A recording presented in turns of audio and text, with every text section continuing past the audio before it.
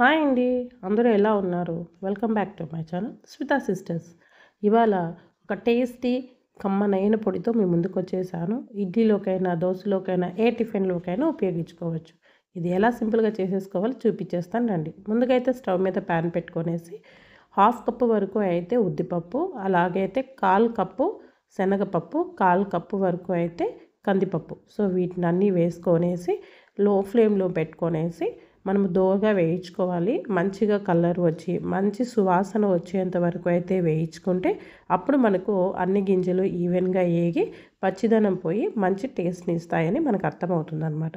So ఇలా వేయించుకున్న వాటిని అయితే మనం ఇప్పుడు ఇందులోకి హాఫ్ కప్పు వరకు అయితే తినేపప్పు శనగపప్పు అంటాం కదా, సో వాటిని వేసుకోవాలి. అలాగే 1/4 కప్పు వరకు అయితే నువ్వులు, తెల్ల నువ్వులు వేసుకోవాలి.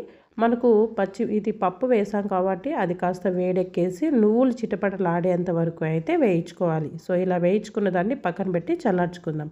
ఇప్పుడు అదే ప్యాన్లోకి ఒక 2 డ్రాప్స్ వరకు ఆయిల్ వేసేసి జస్ట్ కొద్దిగా చింతపండు వేసి ఆయిల్లో ఫ్రై అయ్యాక దీన్ని కూడా తీసి పక్కన పెట్టుకోవాలి. ఇప్పుడు అదే ప్యాన్లోకి ఒక 10 నుండి 15 ఎండుమిర్చీలు కూడా వేసుకొనేసి ఇవి కూడా లో ఫ్లేమ్లోనే వేయించుకొనేసి బాగా ఎర్రగా బాగా వేగాయి అనుకున్నప్పుడు వీటిని కూడా తీసి పక్కన పెట్టుకున్నాం. ఇప్పుడు అదే ప్యాన్లోకి ఒక 2 లేక 3 రెమ్మల వరకు కరివేపాకు కూడా వేసుకొని వీటిని కూడా లో ఫ్లేమ్లోనే బాగా కరకరలాడేంత వరకు పచ్చిదనం పోయేలాగా వేయించుకొని వీటిని కూడా పక్కన పెట్టి చల్లార్చుకోవాలి. అన్నీ చల్లార్చుకున్న తర్వాత ఒక చిన్న మిక్సీ జార్ తీసుకొనేసి అన్నిటినీ వేయించుకోవాలి. బాగా చల్లారిన తర్వాతే వేసుకోవాలి. 2 స్పూన్ల వరకు అయితే కల్లుప్పు వేసుకొనేసి బాగా మెత్తగా గ్రైండ్ అయ్యేలాగా ఈ విధంగా అయితే మనం గ్రైండ్ చేసుకోవాలి. ఇప్పుడు ఇందులోకి ఒక 6-7 వెల్లుల్లి రెమ్మలు మనం తొక్క తీసుకోకుండా వేసి ఈ విధంగా అయితే గ్రైండ్ చేసుకోవాలి. సో అంతేనండి, ఇక్కడైతే మనకు పప్పుల పొడి రెడీ అయిపోతుంది. కానీ నేనైతే ఈ దోశలోకి ఎలా వాడుకోవచ్చు అనేది ఇక్కడ చూపిస్తున్నాను.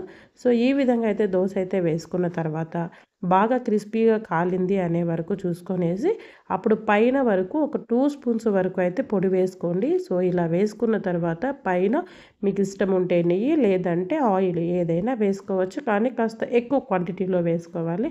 అప్పుడే పొడికి ఫ్లేవరు.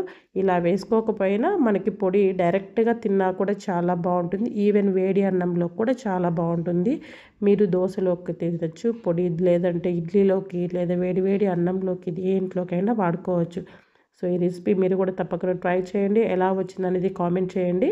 నా ఛానల్ సబ్స్క్రైబ్ చేసుకొని వాళ్ళు సబ్స్క్రైబ్ చేసుకొని షేర్ చేసి లైక్ చేసి కామెంట్ చేయండి. బాయ్.